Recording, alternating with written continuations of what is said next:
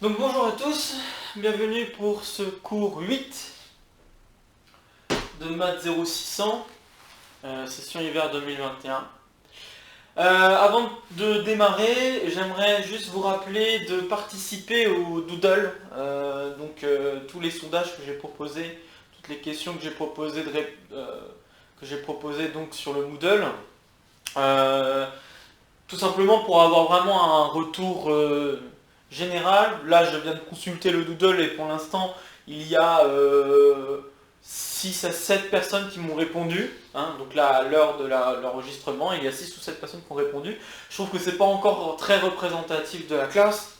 Donc vraiment, n'hésitez pas même s'il n'y a pas forcément grand chose à dire, n'hésitez pas à participer, si vous pouvez m'envoyer un courriel pour me dire vraiment ce que vous en pensez aussi, n'hésitez pas, si vous en ressentez le besoin, vous le faites, d'accord. Ça me permettra vraiment de mieux comprendre ce que j'ai proposé, donc, par rapport à vous, ce que vous en avez pensé, en termes de niveau, en termes de tout, en termes de durée, en termes de tout ce que vous voulez, d'accord. Et ça me permettra plus facilement de trouver aussi une jauge, donc essayer de réadapter un peu les notations que j'ai proposées donc, pour l'examen. Et puis bon voilà, j'attends vraiment vos retours. Donc vraiment, voilà, allez-y, voilà. Bon, alors on est parti donc pour le cours 8. Alors il faut voir tous les cours que nous avons vus jusqu'à maintenant, donc jusqu'au cours 7. Il faut voir ça comme une espèce de boîte à outils, maintenant. Tout ce que nous avons vu sur les vecteurs, les produits scalaires et tout ça, il faut le voir un peu comme une boîte à outils. Tout ce que nous avons vu sur les matrices, pareil, il faut le voir un peu comme une boîte à outils. Le but étant de mieux comprendre ce qui se passe de manière géométrique. Donc là, dans un premier temps, ce cours 8, nous allons parler, suivant si ça vous avez déjà vu ou pas, les équations de droite, dans le plan, dans l'espace et peut-être plus. Les équations de plan également, dans l'espace et plus. Et puis nous aurons l'occasion de parler d'objets de dimensions encore plus grandes, donc 4, 5, 6. Ces objets, on peut les appeler des hyperplans. Il y a aussi des hyperespaces, mais ça, je pense que j'en parlerai pas beaucoup. Je pourrais en parler, mais peut-être, on verra bien suivant le temps que j'ai. Et puis nous aurons aussi l'occasion d'introduire ce qu'est un vecteur normal, d'accord, par rapport à un espace, par rapport à ce qu'on étudie, donc une droite, un plan ou un hyperplan. Ok. Et tous ces objets vont avoir une utilité bien pratique pour décrire ce que sont les transformations dans le plan, les transformations dans l'espace, etc. etc. D'accord. Donc voilà, là on va dire que c'est une espèce de remise au point sur tout ce que vous avez peut-être déjà vu, déjà entendu sur la géométrie dans le plan ou dans l'espace. Mais cette fois-ci avec une vision plus vectorielle des choses. Peut-être que vous n'aviez pas encore cette vision très vectorielle que nous avons à présent, mais vous allez retrouver tout ce que nous avons pu dire sur, par exemple, des vecteurs colinéaires ou sur des vecteurs qui forment une famille libre ou une famille liée. Nous allons retrouver ça dans nos constructions, dans les constructions à venir là. Et voilà quoi. Donc on est parti pour le cours. Et donc nous allons dans un premier temps parler des droites. Donc le cours va se scinder en 3 parties essentiellement. Je pense la première partie on parlera essentiellement de droite. D'accord. Et puis nous aurons une deuxième partie où nous allons parler de plan. Puis une troisième partie, suivant si le temps me le permet, où nous parlerons également d'hyperplan. Ok, un tout petit peu d'hyperespace et d'hyperplan. Et puis peut-être aussi généraliser cette notion de vecteur normal dont on va parler un petit peu là. Déjà, on va parler d'une généralisation aussi dans l'espace aussi, mais... Enfin, donc voilà, les droites. Alors qu'est-ce qu'une droite ? Comment on peut définir une droite dans un espace ? D'accord ? Donc, c'est ça la question. Voilà une définition alors. Donc, une définition en tout cas à partir des notions de vecteurs que nous avons sous la main et de tout ce que nous avons pu comprendre jusqu'à maintenant. Alors, la droite D, passant par un point A dans l'espace Rn. Ok, donc là je vais carrément aller dans la généralisation directe. Donc Rn, vous pouvez voir le plan, vous pouvez voir l'espace, vous pouvez voir même plus si vous voulez. Donc la droite passant par un point A dans l'espace Rn, alors passant par un point A et deux vecteurs, j'ai oublié de préciser, et de vecteurs directeurs, je vais peut-être le préciser ici, mais quand je le taperai, je l'écrirai autrement, et de vecteurs directeurs U se décrit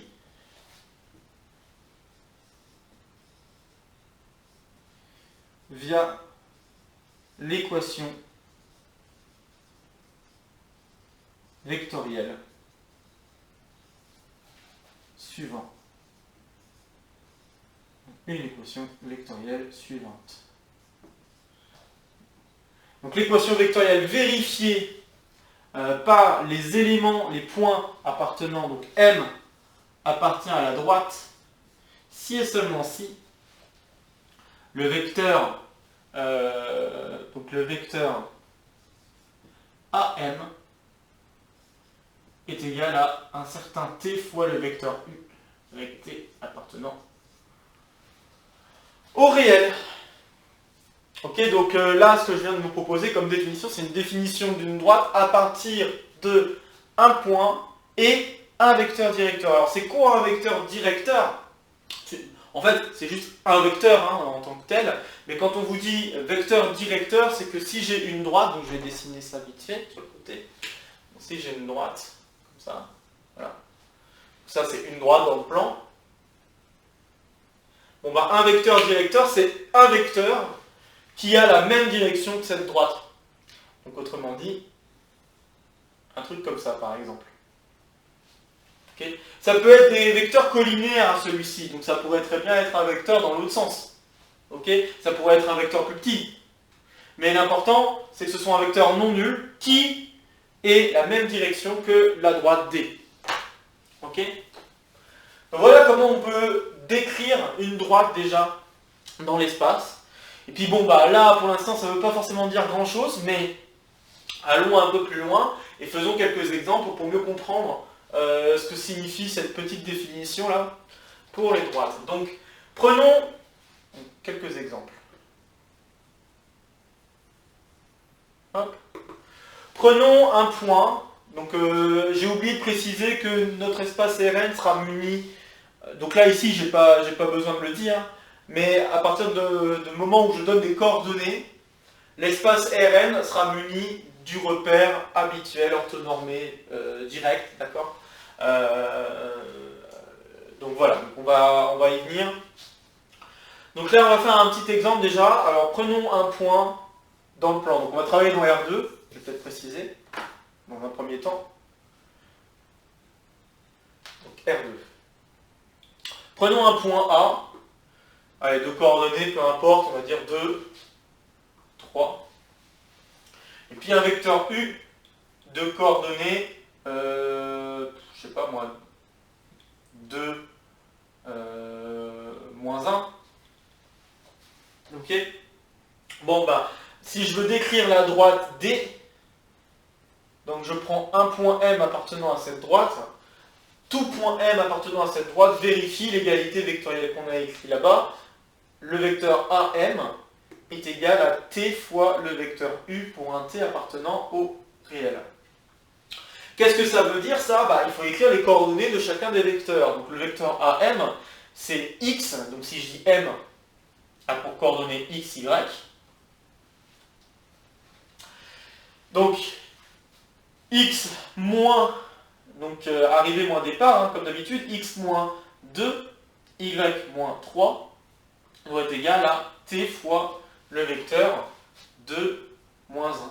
Et donc si je réécris les choses en une accolade comme là, bah, je vais, en écrivant donc une accolade, quand je veux dire une accolade, ça veut dire que je regarde coordonnée après coordonnée ce qui se passe. Bah, ce que je vais avoir, c'est que x moins 2 doit être égal à 2t, et que y moins 3 va être égal à moins t. Et donc autrement dit, x égale 2 plus 2t et y égale 3 moins t, avec t appartenant au réel.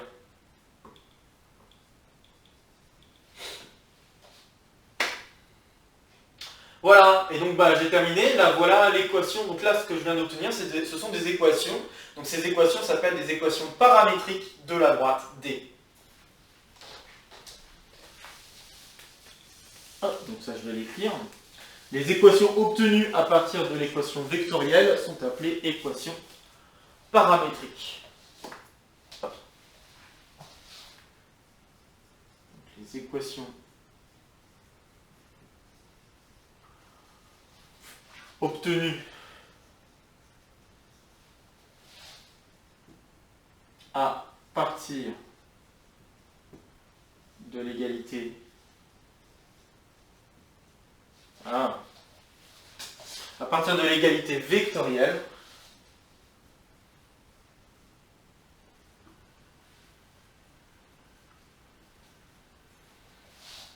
une égalité sont appelées équations paramétriques.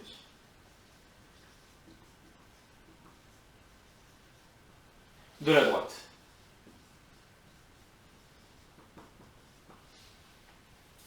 Ok, donc équation paramétrique. Alors,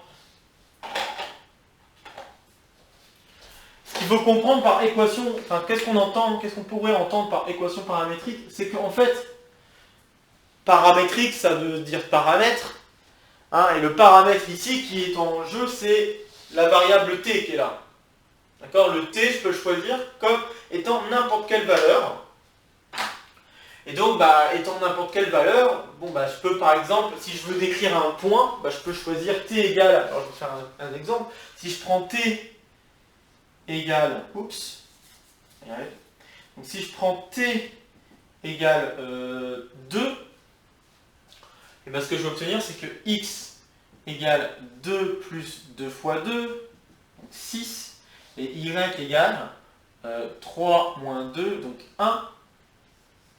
Et ça veut dire quoi? Ça veut dire que le point 6, 1 appartient à la droite. Ok? Et ce que je peux faire, c'est que je peux décrire tous les points de la droite en prenant toutes les valeurs de t possibles. Donc, hop, je vais faire ça.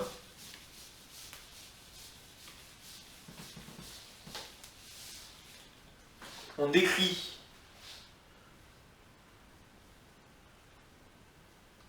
tous les points de la droite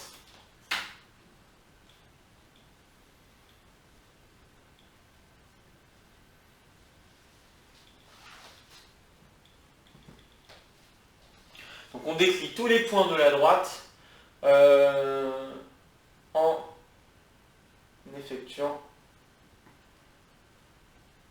en prenant plutôt, devrais-je dire, donc en prenant toutes les valeurs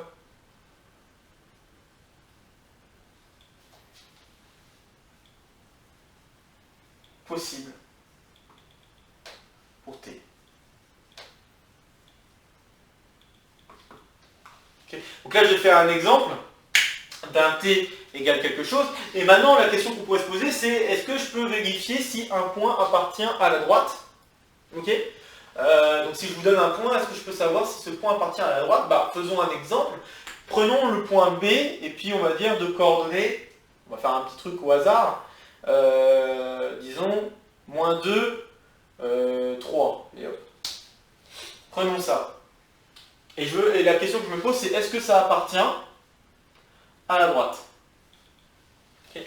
Alors pour vérifier ça, ce qu'il faut que je vérifie, c'est que donc le x qui est égal à moins 2, donc il faut que je résolve l'équation suivante, les équations suivantes. Moins 2 est égal à 2 plus 2t, et 3 est égal à 3 moins t. De la deuxième équation, on peut déduire assez facilement que t doit être égal à 0. Et de la première équation, alors, on voit que si on remplace t par 0, on va obtenir que moins 2 égale 2, ce qui est impossible. Donc ça signifie quoi? Ça signifie que B n'appartient pas à la droite.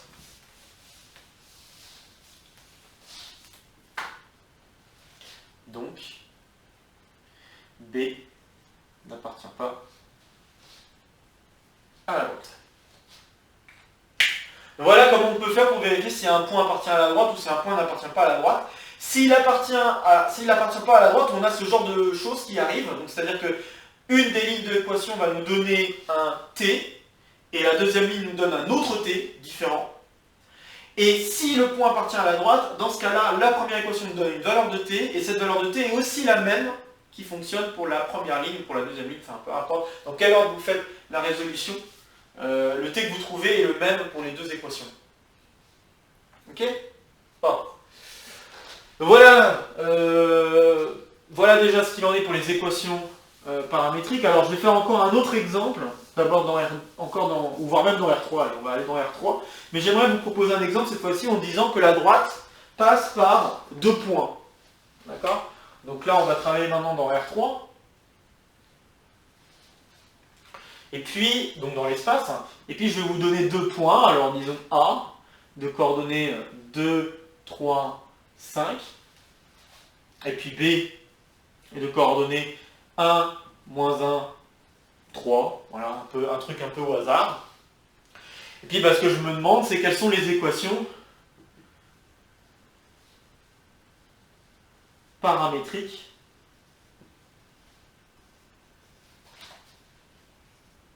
de la droite à B.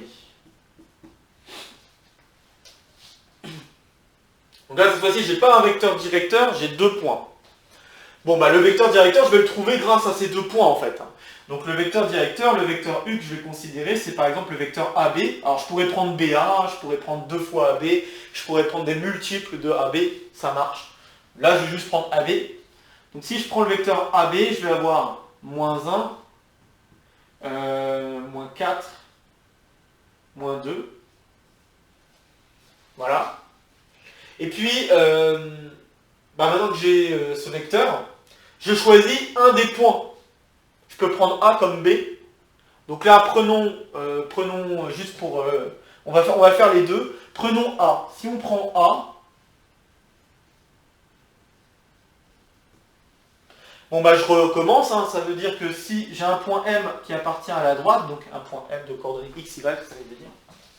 Donc j'ai un point M de coordonnées x, y, z, puisque là on travaille dans l'espace, qui appartient à la droite, ok, ça signifie que le vecteur AM est collinéaire, vous entendez bien, est collinéaire au vecteur U, ok, et oui, puisqu'il faut que A, M et B soient alignés, si vous y repensez. C'est pas pour rien que c'est cette équation vectorielle qui définit la droite. Donc on a le vecteur AM qui est égal à T fois U, et il n'y a plus qu'à retraduire ça en termes d'un système, et le système que nous allons obtenir, c'est donc X égale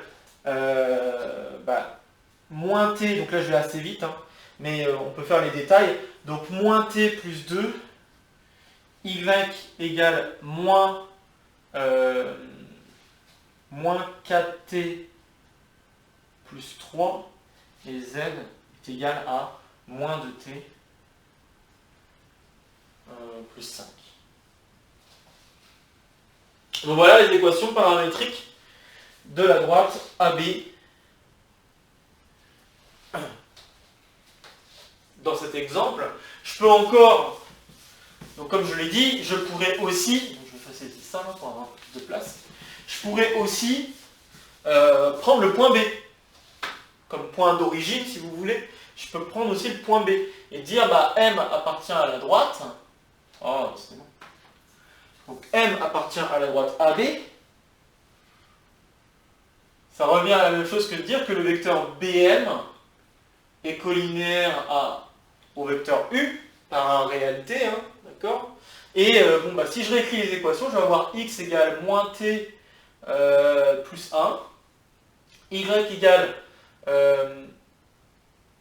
que je fasse attention, moins 4t moins 1, et z est égal à moins 2t plus 3. Ok, donc faut faire un petit peu... là, on n'a pas les mêmes équations, a priori, on n'a pas tout à fait les mêmes équations paramétriques. Enfin, on n'a pas les mêmes équations paramétriques. C'est juste que ça va décrire la même droite. Ça va pourtant décrire la même droite. Et en fait, bah, comment on peut essayer de retrouver l'un par rapport à l'autre, bah, là, c'est juste une question de si vous remplacez t par 1, qu'est-ce que vous allez obtenir de chaque côté. Bah, vous voyez, là, ici, si vous remplacez t par 1, par exemple, ce que vous allez obtenir ici, c'est exactement les coordonnées de B. Ok. Puis si vous remplacez t par moins 1 ici, ce que vous allez obtenir, c'est les coordonnées de A. Ok. Donc en fait, ce qui se passe, c'est qu'on peut faire des changements sur l'origine en prenant une valeur de t, puis donc en changeant. Donc voilà, ce qui peut être possible, c'est juste, j'ai des équations paramétriques, je prends une valeur de t, et en prenant une valeur de t, bah, je peux considérer ce nouveau point comme étant l'origine de la droite.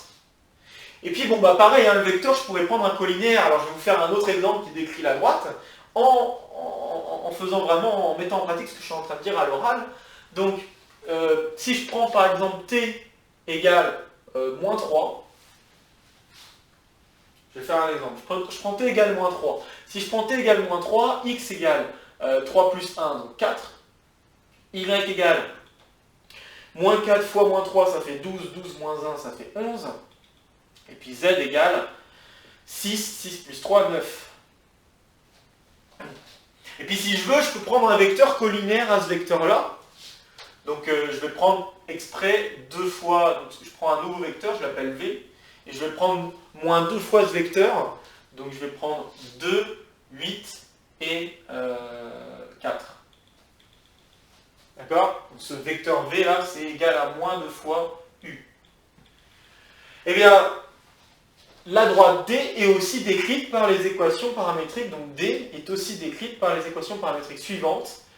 X égale 2t plus 4. Y égale 8t plus 11. Et puis Z est égal à 4t plus 9. Okay. Donc j'espère vous avoir fait bien comprendre ce qui se passe. Donc quand on a des équations paramétriques, on peut très bien trouver d'autres équations paramétriques qui fonctionnent. D'accord. Donc je vais essayer de l'expliquer en quelques phrases, ce que je viens de faire. Donc de manière générale. Donc en fait, oui, je vais peut-être même essayer de l'expliquer autrement.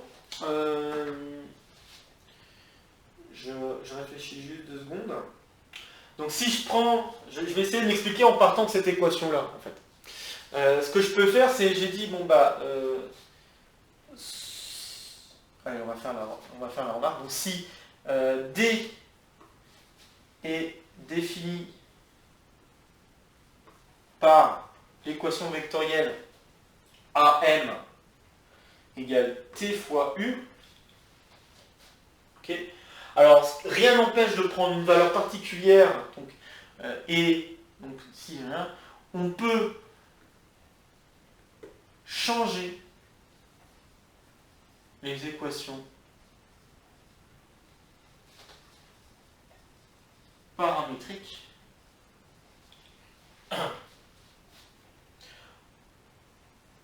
par l'opération suivante, via l'opération suivante, via les opérations suivantes.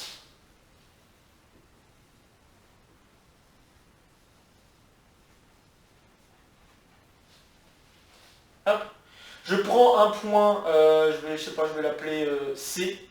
je prends un point C sur la droite. Dire que je prends un point C sur la droite, ça veut dire qu'il existe un T. Donc j'ai le vecteur AC qui va être égal à un certain T0 fois le vecteur U. Ok? Donc ce que je peux faire ensuite, c'est, au lieu de voir le vecteur AM, je vais regarder le vecteur CM. Donc là, je suis en train d'expliquer ce que j'ai fait mais de manière générale, pour montrer ce qui va changer dans l'équation. Donc ce que je fais, c'est que j'ai... Donc ce que je pourrais essayer de faire, c'est d'écrire le vecteur CM. D'accord? Et le vecteur CM, je peux utiliser du châle pour dire que c'est le vecteur CA plus le vecteur AM. Et si je remplace, ça c'est égal à... Oups. Ça c'est égal à T moins T0 fois le vecteur U. En effet, là c'est moins AC. Hein. CA c'est moins AC. Donc là j'ai moins T0 fois U plus T fois U. Donc vous voyez que là ce qui vient de se passer, c'est qu'il y a eu un petit changement sur la valeur de T, mais en soi, les équations vont rester plus ou moins les mêmes, c'est juste qu'elles vont être un petit peu différentes, mais globalement elles vont décrire la même droite. Okay, et ce que je peux faire, c'est que je peux prendre un collinaire à U. On peut également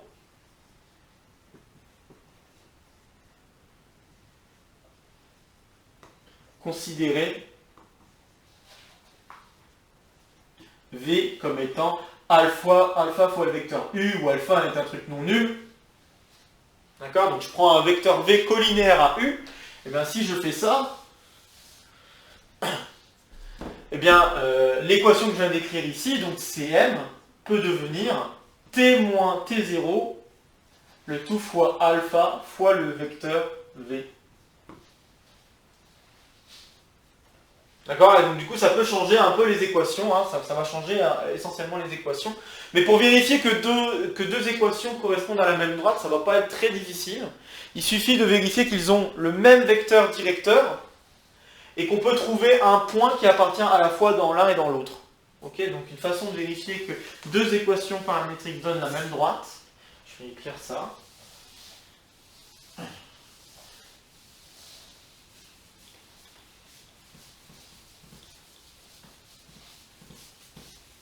Donc, je vais écrire ici. Donc, deux équations paramétriques. Enfin, deux systèmes d'équations. Devrais-je dire. Donc, deux systèmes d'équations paramétriques décrivent la même droite si et seulement si les vecteurs directeurs, donc il y a deux choses à vérifier, la première, les vecteurs directeurs, donc les vecteurs directeurs sont collinéaires. Et la deuxième chose à vérifier, c'est que il faut que je passe par un point A. Donc les vecteurs directeurs sont collinéaires et j'ai peut-être oublié de préciser, peut-être vaut mieux... alors attends.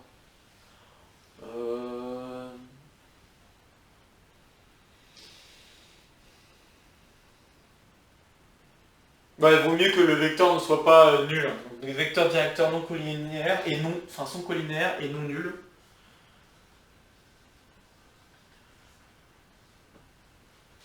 Peut-être qu'il vaut mieux que je le précise. Et la deuxième chose, c'est qu'ils doivent passer par le même point. Donc les droites passent par le même point. Enfin, les droites passent par un même point.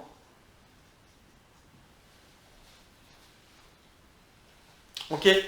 Donc, si je veux vérifier, alors c'est dommage que j'ai effacé, mais si je voulais vérifier que les deux équations, celle que j'ai obtenue, la dernière équation que j'avais obtenue avec la première équation que j'ai obtenue, décrivent la même droite, ce qu'il faut c'est que je vérifie que j'ai un point en commun et les vecteurs directeurs sont collinaires. Donc vecteur directeur collinéaire, ça c'était clair. Et après un point commun, il suffirait de prendre une valeur de t d'un côté et vérifier qu'il suffirait de prendre une autre valeur de t pour trouver le même point. Mais cette autre valeur de t doit être la même pour toutes les lignes d'équation de l'autre droite. Donc voilà, alors ça, là, ce que je commence à dire, c'est plus ou moins lié aux positions relatives des droites dans l'espace. Okay, donc là, il va y avoir deux cas de figure qu'il va me falloir séparer. C'est le cas dans le plan et le cas dans le cadre dans l'espace, voire dimension supérieure. Okay, donc, je vais distinguer. Donc d'abord, je vais parler de ce qui se passe dans le plan, donc dans R2.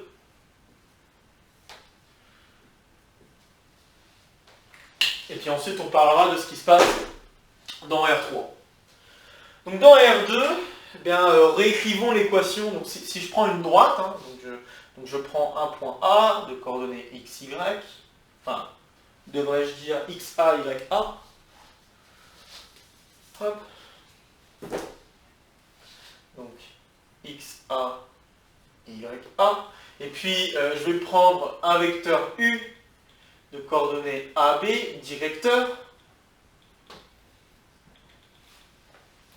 Donc si je réécris l'équation que j'ai donnée vectoriellement, dire que m de coordonnées x, y appartient à la droite, c'était équivalent à dire que x est égal à t fois a plus xa et y est égal à t fois b plus yb. Si je réécris avec la même méthodologie, c'est ce que je vais obtenir comme équation. T appartenant à R. Ok. Et puis, comme le vecteur U, j'ai oublié de préciser, ce vecteur U est non nul. Comme le vecteur U est non nul, j'ai nécessairement soit A soit B qui est non nul. Alors après, à voir, mais j'ai nécessairement l'une des deux qui est non nul. Alors juste pour l'exemple, comme U, je veux dire ça, donc comme U est différent de 0, on peut supposer, juste pour l'exemple, mais si c'est pas A qui est non nul, ça sera B qui est non nul, supposons que A est différent de 0, et si c'est pas A,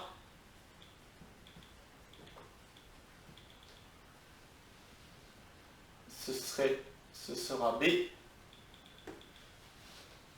Ok. Mais là, je vais faire le raisonnement en supposant que A est non nul. Si A est non nul, eh bien, on peut écrire l'équation autrement de façon à écrire t en fonction des choses en x. Donc si je prends la première ligne va être équivalente à, je mets le xa de l'autre côté, donc j'ai x moins xa, et je divise par petit a, donc j'ai t qui va être égal à x moins xa. Hop. X moins xa sur petit a. Et puis je vais remplacer dans la deuxième équation. Donc dans la deuxième équation, ce que je vais obtenir, c'est que y moins y, alors je ne sais pas pourquoi j'ai mis b d'ailleurs, c'est ya ici, y moins ya,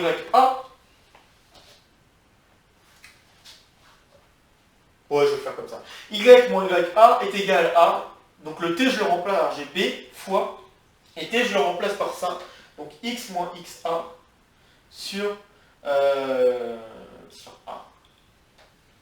Alors je modifie un petit peu ce que je viens d'écrire,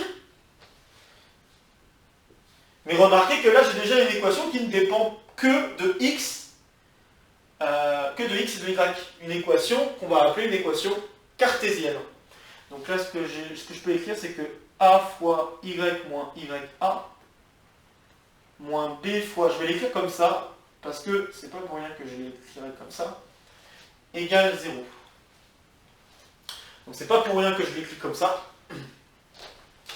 Donc l'équation que nous avons obtenue ici, je vais l'appeler en étoile, c'est ce qu'on appellera une équation cartésienne de la droite.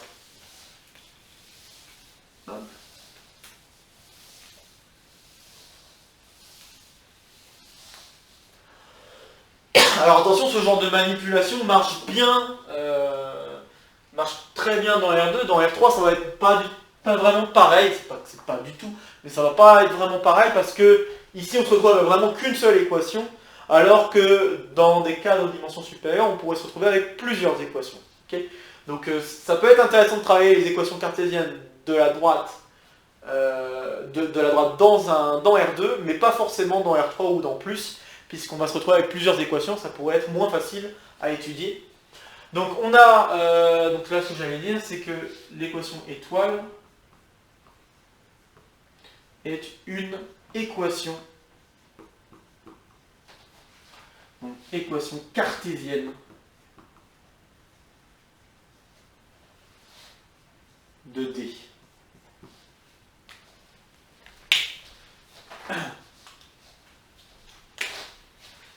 Hop. Donc je peux reprendre mon exemple de tout à l'heure. Si je prends A de coordonnées, donc il me semble que c'était 2, 3, et le vecteur U, il me semble que j'avais pris 2, moins 1. Okay. Donc si je reprends cet exemple, et que j'écris juste bêtement en remplaçant A et B par ce qu'il faut, l'équation cartésienne que j'obtiens, ça serait donc 2 fois x moins 2 moins 1 fois, parce que b égale moins 1, x moins... Alors d'ailleurs, je ne sais pas pourquoi j'ai mis 2, c'est 3 ici. Donc x moins x2. Là ici, c'est pas x, c'est y. Et ça égale 0. Alors je peux modifier un petit peu et je trouve 2y plus x est égal à, alors moi là j'ai moins 3, moins 2 ça fera 5 et je le mets de l'autre côté, ça fait ça. Voilà. Donc l'équation cartésienne d'une droite en fait peut s'écrire de manière un peu plus générale comme ce que je viens d'écrire ici. Okay, c'est-à-dire on va avoir a fois x plus b fois y plus c égale 0 dans le cadre de R2. Okay, donc, une équation, c'est pas l'équation, c'est une équation. Donc, une équation cartésienne d'une droite s'écrit a fois x plus b fois y plus c égale 0, où a, b, c sont des réels.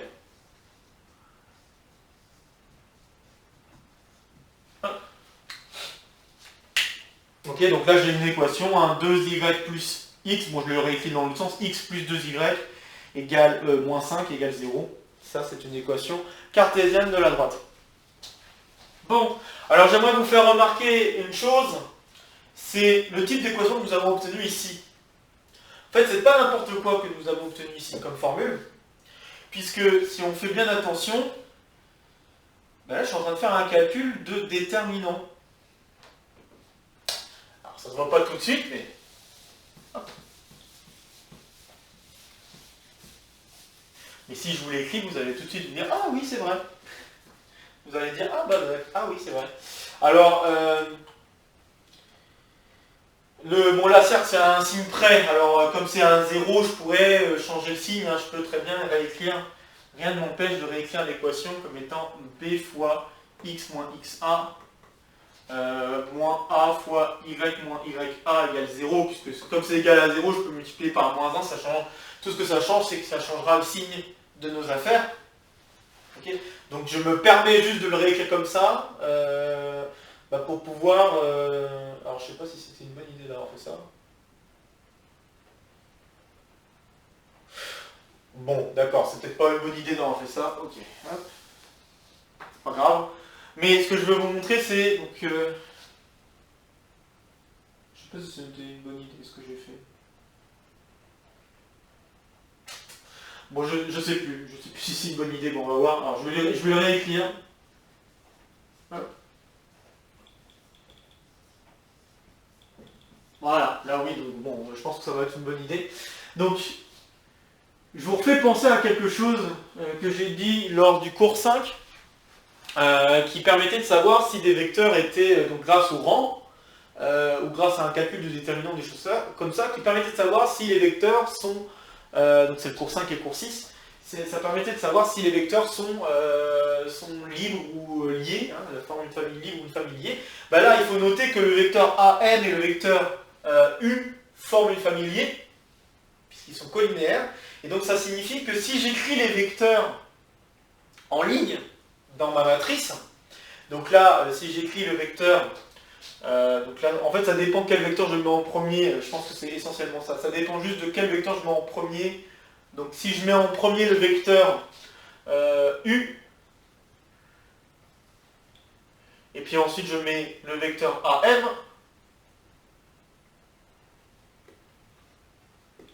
d'accord, donc là c'est la première ligne c'est le vecteur U, la deuxième ligne c'est le vecteur AM. Bah, comme ils sont collinéaires, le déterminant de cette matrice va valoir 0. Mais le déterminant de cette matrice, bah, c'est exactement ce calcul. Exactement. Hein, vous faites A fois Y moins YK moins B fois X moins XA. Ok ? Et après, tout dépend en fait si vous mettez le vecteur U devant le vecteur AM ou l'inverse, si vous mettez le vecteur AM devant le vecteur U, si vous inversez la place des deux, bah, vous allez obtenir l'autre équation. Ok, donc ce que je cherche à vous dire, c'est qu'en fait, bah, si vous voulez décrire les éléments, si vous voulez décrire l'équation, donc ça va être la propriété, hein, si vous voulez décrire une équation cartésienne de la droite, donc si vous voulez décrire une équation cartésienne de la droite dans le plan, il suffit de dire que le déterminant de la matrice qu'on vient d'écrire est nul. Donc c'est une façon de le décrire. Donc je vais les réécrire là en termes de propriété.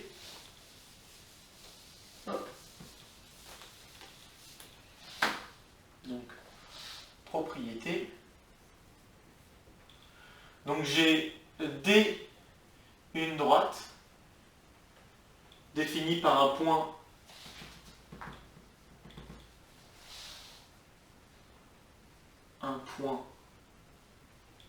A.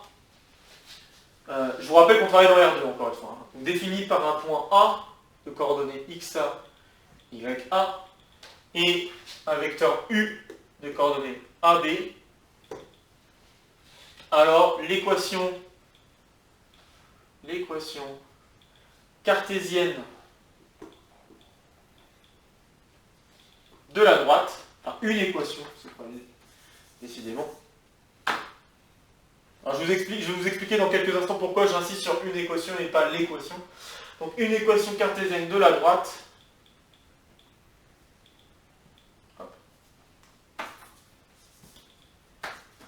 est donnée par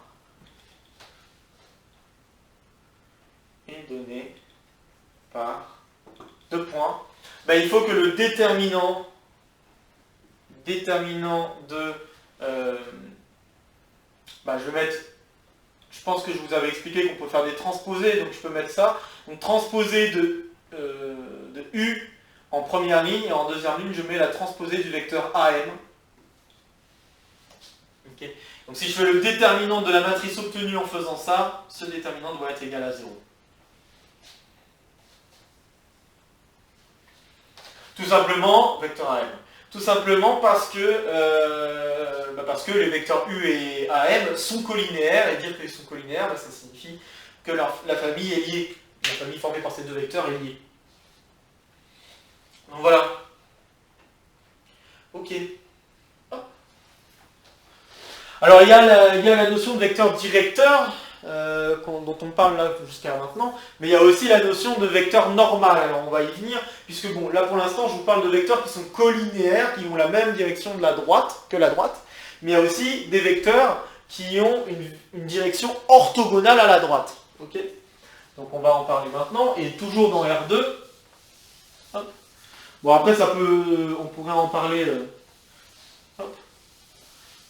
de manière générale. Je vais peut-être, je sais pas.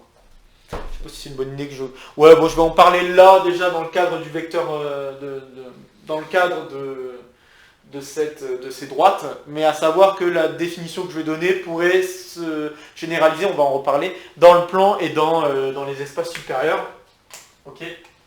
Donc, définition. Donc, un vecteur n est dit normal. Donc, un vecteur n est dit normal à la droite. Ici, c'est à la droite D. Si et seulement si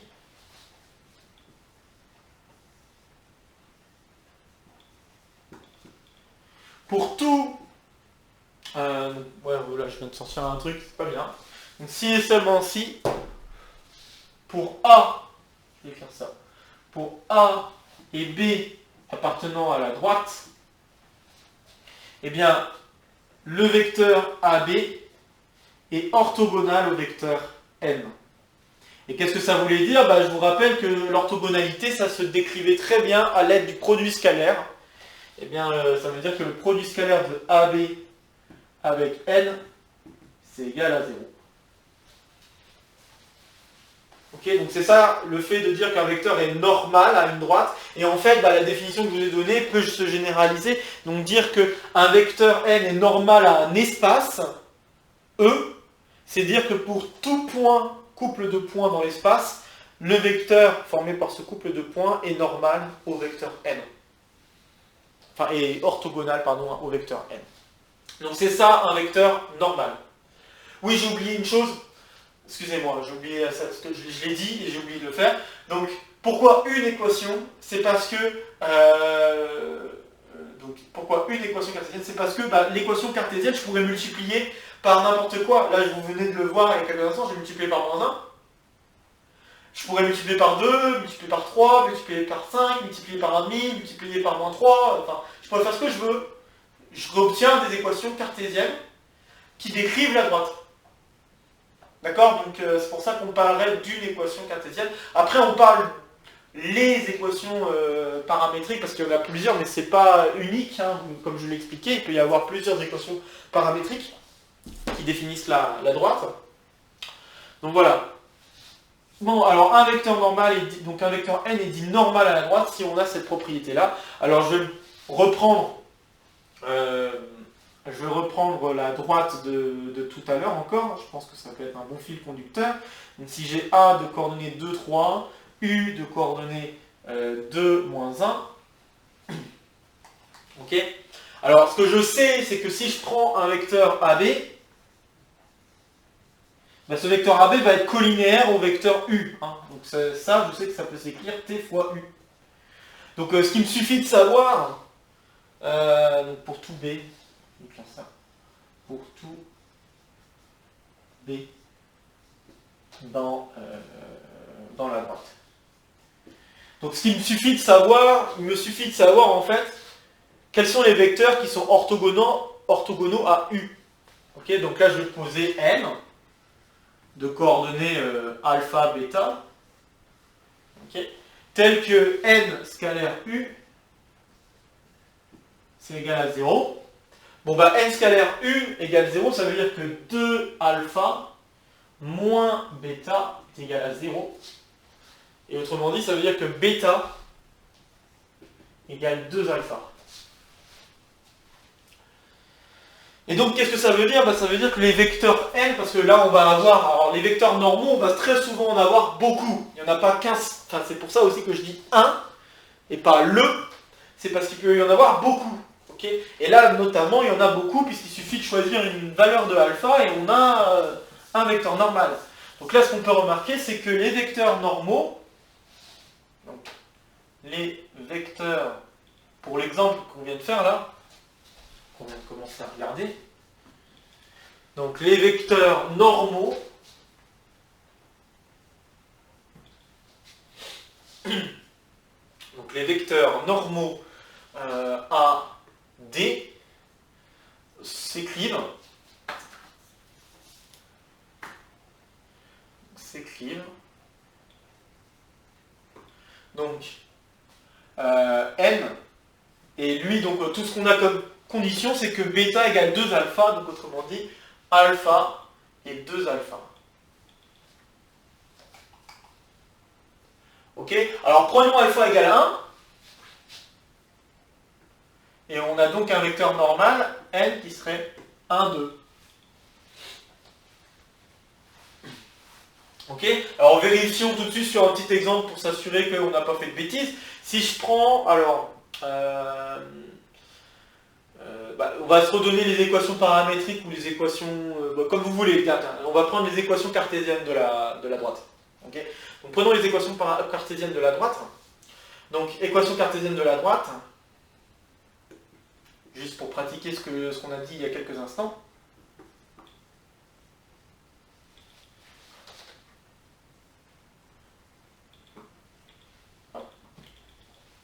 Donc équation cartésienne de la droite, je l'obtiens en faisant le déterminant de, je prends le vecteur u, je l'écris comme ceci, je transpose, et puis je prends les coordonnées du vecteur AM, donc, et je transpose, donc j'ai x moins 2 et y moins 3.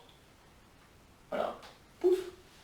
Et je veux que ce déterminant vaille 0, donc hop, je développe, et ce que je vais obtenir à nouveau, c'est 2 fois y moins 3. Donc on l'a déjà vu, hein, mais...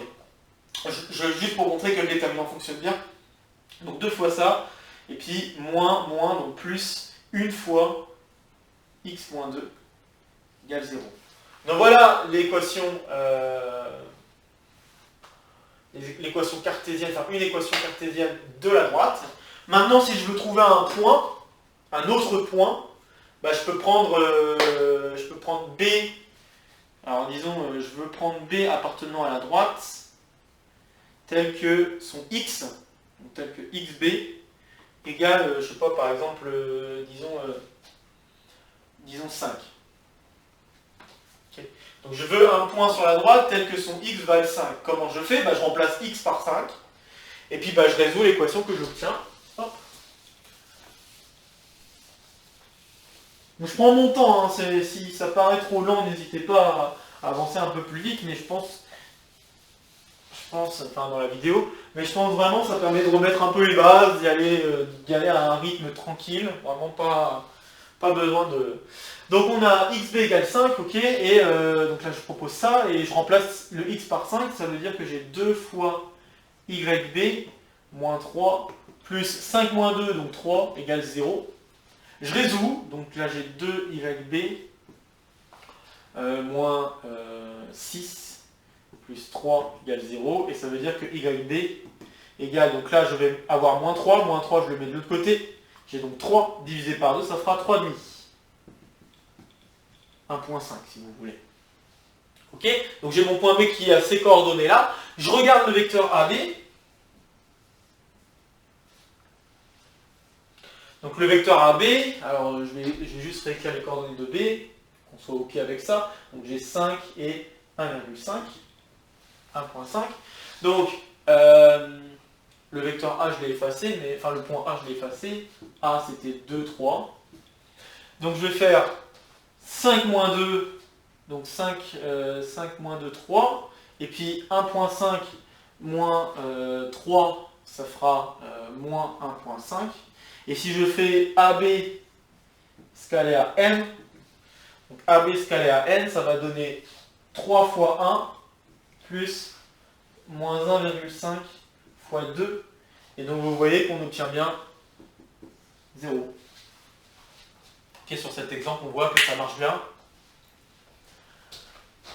Ok, et donc à partir du vecteur normal, en fait on peut aussi retrouver des équations cartésiennes de la droite. Donc je vais vous montrer rapidement comment. Je vais faire un schéma aussi de la situation, de ce que c'est un vecteur normal. Vous allez peut-être comprendre pourquoi, en effet, ça peut permettre de décrire. Donc hop, voilà ma droite. Je vais dessiner un vecteur normal. Donc un vecteur normal, on va dire, hop, potentiellement celui-là. Voilà. Ok. Donc si j'ai n,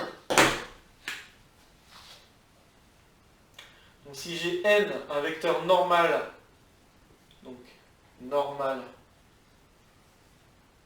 à une droite D, ok, cette droite D passe par un point A, donc passant par A. Donc là, je vais peut-être placer le point A quelque part, juste pour se fixer les idées. Donc disons que je place A ici. Si je prends un point M ici, j'ai donc ce vecteur-là. Ok.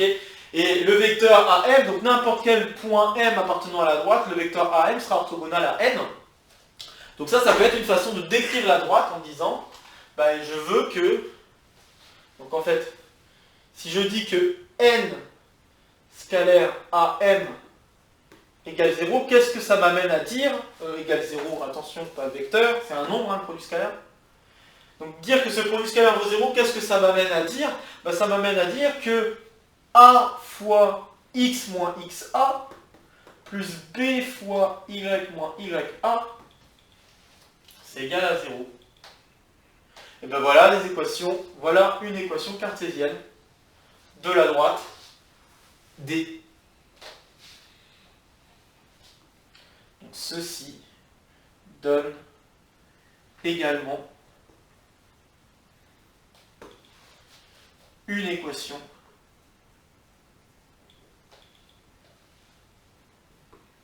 cartésienne. Oups. Cartésienne du plan. De la droite, excusez-moi. Je suis élancé là, de la droite. Ok, donc faire ce genre de calcul permet aussi de déterminer une équation cartésienne de droite. C'est cool ça. Et je tiens aussi à ajouter que si vous avez une équation cartésienne, je vais l'écrire. Si vous avez une équation cartésienne de droite, hop. Donc si nous avons des équations, donc si on a une équation cartésienne de la droite du type écrit AX plus BY plus C égale 0, donc c'est ce que j'avais expliqué au tout début, là, en disant que les équations cartésiennes s'écrivent d'une certaine forme, ben, en fait, si vous avez cette forme, alors un vecteur normal à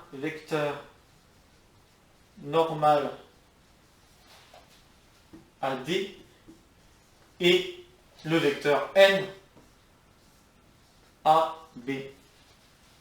Et un vecteur directeur, on peut aussi avoir le vecteur directeur, un vecteur directeur, ce sera le vecteur U, et cette fois-ci de coordonnées moins B, A.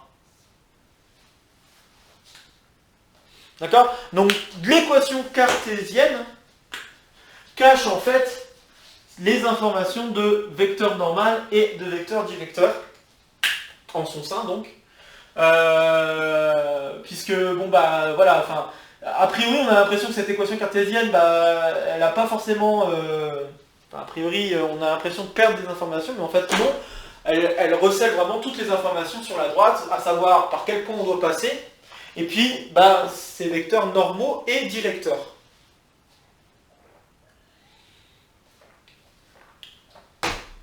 Bien, alors maintenant il me faut parler un peu des positions relatives des droites. Hop. Ça va pas être très long là dans R2. Donc dans R2 nous avons trois, enfin c'est pas grosso modo, nous avons trois possibilités de position.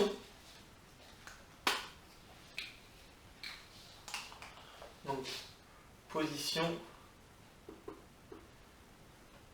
relative des droites. Je vous rappelle qu'on est toujours dans R2. Hein.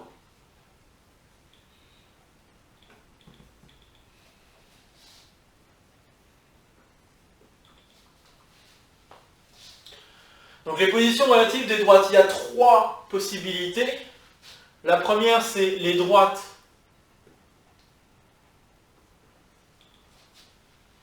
sont séquentes. Et si elles sont séquentes, c'est en un unique point.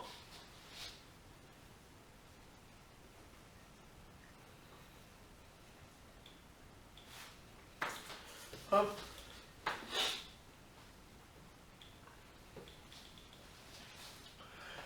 Deuxième, alors je peux faire peut-être un petit exemple juste pour illustrer ce que je viens de dire là. Donc si je fais un petit exemple, je peux prendre la droite, bon je vais vous balancer juste les équations cartésiennes. Hein. Donc si je prends la droite d'équation x plus 2y moins 3 égale 0 et delta d'équation, disons je sais pas moi, 3x moins, oh là 3x j'ai dit, pas 3y, 3x moins 2y plus 1 égale 0. Ok. Et que je cherche le point d'intersection entre les deux droites. Bon bah je note I, le point d'intersection. Et en fait, bah, ce que vous voyez là, trouver un point d'intersection, ça revient à résoudre un système d'équations. Puisque si I appartient à D, ça veut dire que cette équation est vérifiée. Donc on a x plus 2y égale moins 3. Et puis j'ai 3x moins 2y est égal à moins 1. Et donc résoudre ce système d'équations, bah ça nous savons faire. Alors on peut le faire de plusieurs manières, hein, soit du Gauss-Jordan, soit substitution, soit déterminer l'inverse de la matrice, des choses comme ça. On peut faire vraiment comme on le sent. Bon ici je vais le faire de manière assez simple en disant je fais juste la somme des deux lignes. Okay, donc si je fais ligne 1 plus ligne 2, bah, ce que je vais obtenir c'est 4x est égal à moins 4.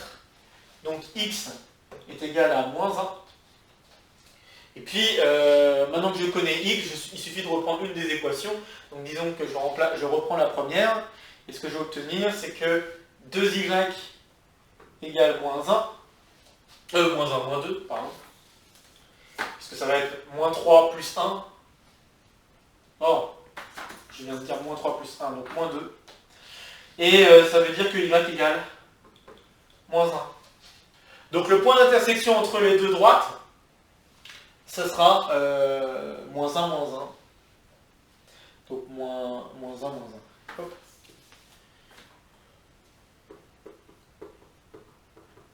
D'accord? Donc quand on a des droites qui s'intersectent, ça veut dire que le système d'équations n'admet qu'une seule et unique solution. Donc autrement dit, si on veut, on peut dire que la matrice formée par les coefficients devant x et voilà, est inversible. Et donc ça veut dire quoi? Bah, ça veut dire que les vecteurs normaux ne sont pas collinéaires. Je vais écrire ça. Hein. Donc c'est le cas où les vecteurs normaux ne sont pas collinaires, mais ça veut dire la même chose que les vecteurs directeurs ne sont pas collinaires non plus. Hein. Il s'agit du cas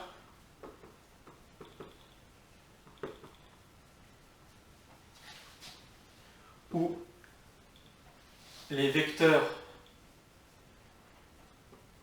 normaux de D et de delta. Donc normaux, je peux remplacer par directeur.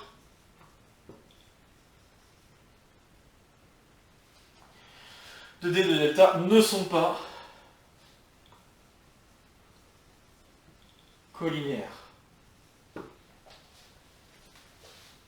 Voilà, ça c'est le premier cas de figure. Deuxième cas de figure que nous avons pour les droites, bah, les droites, elles peuvent être parallèles.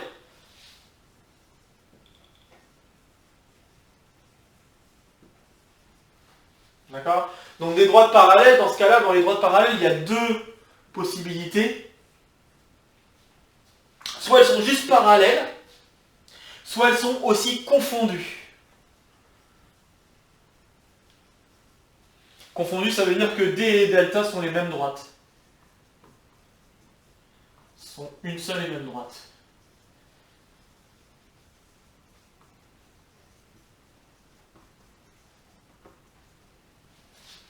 Et puis sinon c'est juste parallèle tout court. Distinct. On pourrait préciser parallèle distinct. Donc ça veut dire que les deux droites ne se coupent pas, ne s'intersectent pas. Ok? Et donc ça revient à résoudre des systèmes d'équations, encore une fois, où par contre, dans votre algorithme de Gauss-Jordan par exemple, ce qu'on va obtenir c'est soit des 0 égale 0, et dans ce cas-là ça veut dire que les droites sont confondues, ou alors, le deuxième cas, c'est le cas où vous avez 2 zéros et un truc non nul. Et donc, voilà. Alors, ce qui est intéressant, c'est qu'on peut interpréter tout ce que je viens de dire à l'aide de matrices et de rangs de matrices. Et je vais le faire maintenant. Donc, si je prends... on va faire le cas général. Si je prends une droite d'équation AX plus BY plus C égale 0 et delta d'équation, je vais me permettre de prendre des lettres grecques, alpha X plus bêta Y plus gamma égale 0 avec A, B, C, alpha, bêta, gamma des nombres réels. Okay. Donc si je prends ça et que je veux connaître dans quelle configuration je suis, je regarde d'abord le rang de la matrice A, B, alpha, bêta. Ok. Je regarde le rang de cette matrice, et puis pour le rang de la matrice, il y a plusieurs cas de figure. Donc si le rang est égal à 2, là ça veut dire qu'il y a intersection. Donc juste les droites sont séquentes, point. Une droite séquente non parallèle. Droite séquente non parallèle. Si le rang de la matrice, toujours formé par ces choses-là, est égal à 1, alors là on a deux cas de figure, et ça va dépendre du rang de la matrice A, B, C et alpha, bêta, gamma. Donc deux cas de figure. Si le rang de cette matrice est aussi égal à 1, ça veut dire que les droites sont confondues. Droite confondue. Si le rang de cette matrice est égal à 2 par contre, ça veut dire que en fait on a juste des droites parallèles distinctes.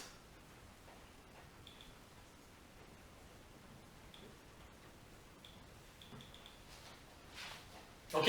Et il reste un dernier cas, alors le rang égale 2, le rang égale 1, bon si rang égale 0, ça veut dire que la matrice de départ est nulle. Donc ça veut dire que ça va dépendre, est-ce que ces deux trucs sont nuls ou non nuls. Bon ça je ne vais pas le faire, mais je vais juste écrire que si le rang est égal à 0, c'est assez simple à comprendre ce qui se passe. Je vais écrire simple. Ok. Relativement simple, parce que bon, il peut y avoir des choses... donc si C égale 0, ça veut dire qu'en fait, c'est pas une droite.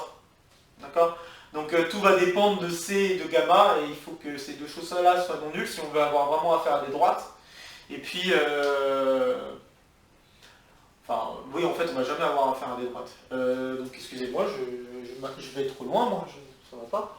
On n'a pas affaire à des droites, excusez-moi. Donc si le rang de cette matrice vaut 0, ça veut dire que la matrice vaut 0, et donc ça veut dire qu'en fait on n'a pas affaire à des droites. Donc je suis allé un peu vite là. Donc ce ne sont pas des droites. D et D' ne sont pas. D et delta ne sont pas des droites.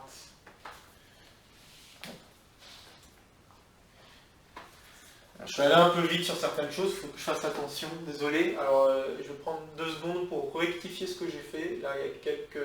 Donc là, ce qu'il faut, c'est que les vecteurs quand même AB et alpha, bêta soient non nuls. Parce que si l'un des deux est nul, je n'ai pas affaire à une droite. Ok, voilà. Donc je vais mettre quand même attention. Donc si AB égale 0, alors D n'est plus une droite.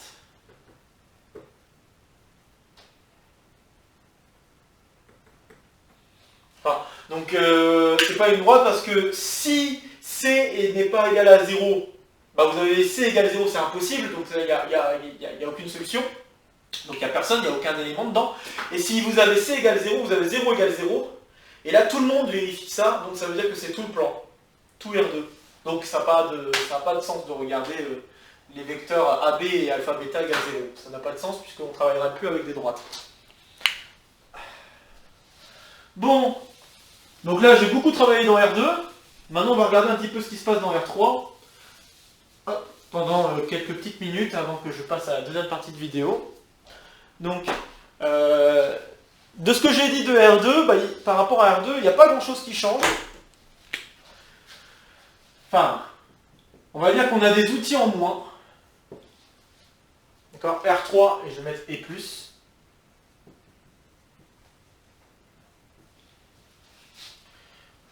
Donc dans le cadre R3 et là par contre on n'a pas d'équation, enfin on n'a pas une équation cartésienne, mais on va avoir des équations cartésiennes. D'accord. Donc dans ce cadre-là, si j'ai D qui est défini à partir d'un point A de coordonnées, alors maintenant je vais me permettre, je vais imaginer que je suis dans Rn, donc j'ai x1 jusqu'à xn. Ok. Et puis j'ai mon vecteur U A1 jusqu'à AN. Ok. Bon bah la droite D, les équations paramétriques de la droite D, ça on peut les deviner, ça va être exactement la même chose. Ce que je vais dire c'est que le vecteur AM doit être collinéaire au vecteur U. Et donc ça signifie que x1 est égal à t fois AA plus... alors, oups. Ouais, je suis un peu embêté là.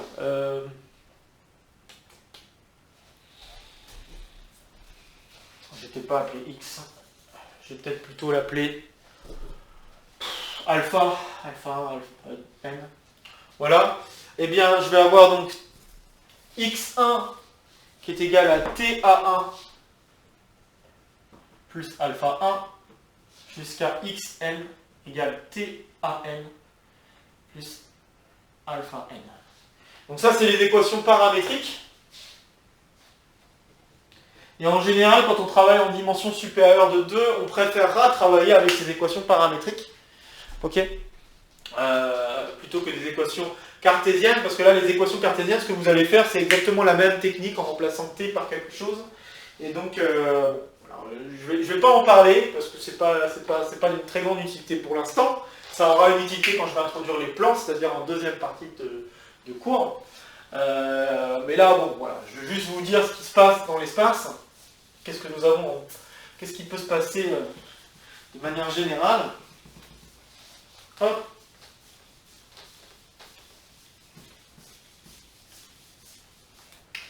Donc voilà, on a notre droite, très bien. Bon, tout ce que j'ai pu dire dans le plan peut se généraliser un petit peu dans l'espace. Mais ce que je veux surtout vous dire, c'est le côté que on n'a pas un seul vecteur normal. D'accord ? Donc là, je vais mettre les attentions. Alors, nous n'avons pas qu'une direction, plutôt devrais-je dire, de vecteur normal. Hop. Enfin, de vecteurs normaux, devrais-je dire. On n'a pas qu'une seule direction de vecteurs normaux, en général. Ça, c'est la première chose que nous perdons. Donc, c'est-à-dire qu'on a plusieurs équations, ça revient à la même chose que de dire qu'on a plusieurs équations cartésiennes. Ok, donc en fait, on a un système d'équations cartésiennes. Donc ça, c'est la première chose. La deuxième chose importante, c'est que dans le plan, nous avions que 3 configurations pour les droites. Soit elles étaient séquentes, soit elles sont parallèles. Je vais me remettre au milieu pour que ce soit plat. Donc soit elles sont séquentes, soit elles sont parallèles, soit elles sont confondues. Nous avons vu ça comme configuration. Dans l'espace R3 et plus, ce qui peut se passer, c'est qu'on peut avoir des droites qui n'ont aucun lien l'un par rapport à l'autre, qui sont en position quelconque. Nous pouvons avoir des droites en position quelconque.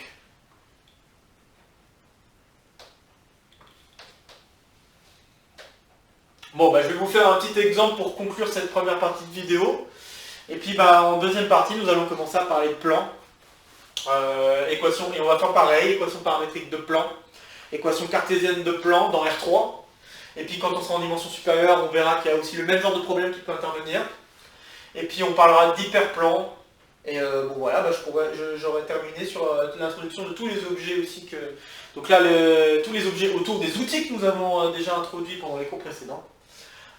Donc finissons avec un exemple de position quelconque. Donc si je prends la droite D, disons je donne les équations paramétriques, hein. Donc j'ai x égale t plus 3, y égale 2t moins 5 et z égale 1 plus... oula. Z égale t moins 3. Donc ça c'est une première droite, et puis une deuxième droite delta, d'équation paramétrique, disons, x égale, alors je ne suis pas obligé de mettre t, hein, je peux mettre autre chose, donc là je vais le faire, je vais mettre s par exemple, donc juste pour éviter des ambiguïtés, donc si je mets x égale 2s moins 3, y égale s moins 5, et puis z égale moins s, moins s plus 1, disons. Voilà, voilà, j'ai mes équations j'ai mes équations paramétriques. Et donc ce que je veux savoir, c'est est-ce qu'il y a une intersection. Donc, pour savoir s'il y a une intersection, je vais faire exactement pareil que ce que j'ai fait dans le plan, c'est-à-dire que je prends I de coordonnées x, y, qui appartient à D inter delta. Donc inter, ça signifie que je prends l'intersection des deux droites. Hein, ok. Et donc qu'est-ce que ça veut dire? Bah, ça veut dire qu'on doit avoir égalité entre ce qu'il y a en T et ce qu'il y a en S pour chacune des lignes. Donc, je vais écrire les différentes égalités que nous devrions avoir. Hop. Donc les différentes égalités que nous devrions avoir, c'est T plus 3 doit être égal à 2S moins 3. Donc ça c'est pour les X. Pour les Y, on doit avoir 2T moins 5 qui doit être égal à S moins 5. Ça c'est Y. Et puis on doit avoir pour les Z T moins 3 égale moins S plus 1. Donc ça c'est pour les Z. Et puis on résout. Alors on résout. Alors là par exemple la deuxième ligne me paraît plus simple à appréhender puisque les moins 5 peuvent se simplifier. Et ce que j'obtiens c'est que 2t doit être égal à S. Donc j'ai S égale 2t grâce à cette deuxième ligne. Et puis le S égale 2t, je peux le remplacer soit sur cette ligne, soit sur cette ligne. Je vais le remplacer plutôt sur cette ligne. J'ai donc t moins 3 égale moins 2t plus 1. Le moins 3, je le mets de l'autre côté. Ici, je mets les t de l'autre côté. J'ai donc 3t égale 4. Et donc j'ai t égale 4 tiers. Donc je continue à travailler avec la fraction. Donc si j'ai t égale 4 tiers, ça veut dire que s égale 8 tiers. Et maintenant, ce qu'il faut que je vérifie, c'est est-ce que la première ligne, puisque je ne l'ai pas travaillée, je ne l'ai pas utilisée, est-ce que la première ligne est vérifiée? Alors maintenant, je remplace. Donc si je remplace, j'ai donc 4 tiers plus 3, ça doit être égal à 2 fois 8 tiers moins 3. Donc là, je me pose la question, est-ce que c'est égal? Et je pense que ça ne va pas le faire. Hein. Donc si je fais donc 2 fois 8, 16. 16 moins 9, ça fera pas 5, ça fera 7 plutôt. Donc on a 7 tiers d'un côté. Et de l'autre côté, nous avons 4 plus 9, ça fait 13 tiers. Donc comme nous n'avons pas égalité sur la dernière ligne, ça signifie qu'il n'y a pas d'intersection. D et delta ne s'intersectent pas. C'est pas. Alors après, on pourrait se poser la question, est-ce qu'ils sont parallèles? Bah, ils ne sont pas parallèles parce que si vous regardez les vecteurs directeurs, là vous avez 1, 1, 2, 1. Et là vous avez 2, 1, moins 1. Et ces deux vecteurs ne sont pas collinaires. Hein, donc si je les écris 1, 2, 1 et 2, 1, moins 1. Bah là, si c'était collinaire, alors soit vous le dites comme ça, si c'était collinaire, il faudrait multiplier par 2 la première. Et la deuxième, bah, si vous multipliez par 2, ça ne marche pas. Ou alors vous pouvez faire le calcul du déterminant pour une matrice de 2, juste en regardant, donc ça c'est la propriété de cours aussi. Est-ce que 1 fois 1 est égal à 2 fois 2? C'est pas le cas, donc les deux vecteurs ne sont pas collinaires. Donc nous n'avons ni parallèle, ni séquente. Donc là nous nous retrouvons avec des droites quelconques. Okay, donc voilà. Donc à savoir que là on fait dans R3, mais bien évidemment dans Rn, ça se généralise et il se passe le même genre de choses. On peut très bien avoir des droites en position quelconque. Bon voilà pour la première partie de ce cours 8. Si vous avez des questions, quoi que ce soit, vous n'hésitez pas. Et sur ce, on se retrouve sur la deuxième partie de ce cours 8. A tout de suite alors.